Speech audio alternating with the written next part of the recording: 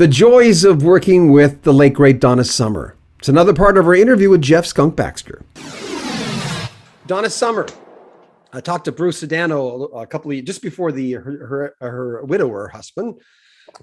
Just before, and it's strange. When I was a rocker, a lot of my friends still liked Donna Summer.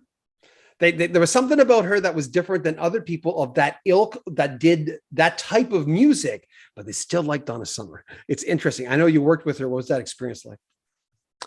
Well, again, I never want to take credit for anything. I always think I'll let other people figure that out. But when I got the call from Giorgio Moroder, the producer, saying, I want you to come and play on the record. And I said, what kind of music is it? He said, it's disco. I said, call Jay Green.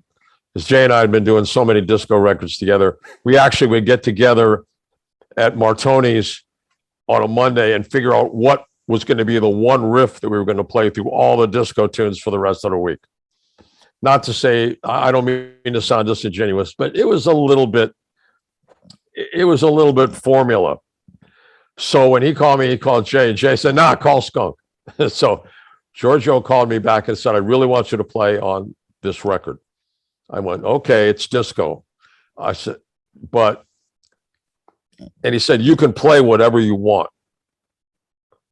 Okay. I mean, I'll play the chart, obviously. I'm happy to do that, but okay. So I at the time, very interesting time. I was moving. I was coming back off a tour, and I just didn't have any guitars. So I was on my way to the session. I figured I'll stop off at Guitar Center and buy something. So I stopped off at Guitar Center, and Paul Herman sees me coming in and goes, whoa. Because usually when I would come in the store, because I was building and repairing guitars as well for other people, I'd usually find a guitar, smash it against the wall and go, hey, this is broken. Sell it to me for parts. And Paul knew exactly what I was doing. I mean, we were friends. So he said, well, what do you need, a guitar? And I said, yeah, I need something for the session. And we went to the center of the guitar store, Guitar Center in Hollywood, and there's a box that said, buy me $25. And there were about 5 or 6 guitars in that box. So I kind of and I found this Burns Bison guitar. So in the box for $25 was this with and I haven't changed anything. It only has 5 regular tuning machines and 1 Gibson Cluson Deluxe tuning machine. And it was a Burns Bison Jr. Picked it up, played it, said, okay, give me $25 for it. And so I took that, grabbed a 6-pack of Budweiser, went down to Rusk Studios, went in, and they played a couple of songs for me. One was Hot Stuff. And Giorgio said, Skunk, I want you to do what you do. I said, okay, Giorgio, roll it. And that was it. I did 3 or 4 rhythm parts, and then the solo. Cranked the studio deluxe reverb up all the way to 10 everywhere, and plugged the guitar and just went for it. And then he said, I like this. I want you to play on more songs. So Giorgio was also very interested in technology, and Jürgen Kopfers and Harold Faltermeyer. Jürgen was the engineer and Harold was the keyboard player. We're also big techno freaks. And I had been working for Roland for a number of years. I still do. I've been there for 47 years now. Wow. And working on the guitar synthesizer. And so I brought the prototype of the guitar synthesizer into the studio.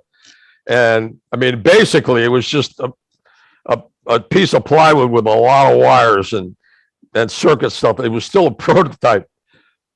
But what the hell, So I plugged it in, and Giorgio said, what's that? I said, the guitar synthesizer. He goes, I want that. So we put up Bad Girls.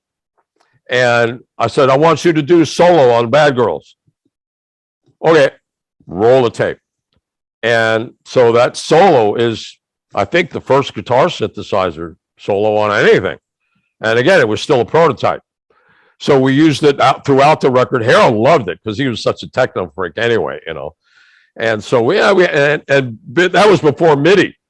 So I would plug the, control voltage and gate outputs into his stuff. And I mean, we were just having a great time. But that record, Giorgio had explained to me afterward, the reason that he called me because he wanted it to rock. He did not want it to be a disco records per se. Going back, sorry, it took me a little while to get back to your point.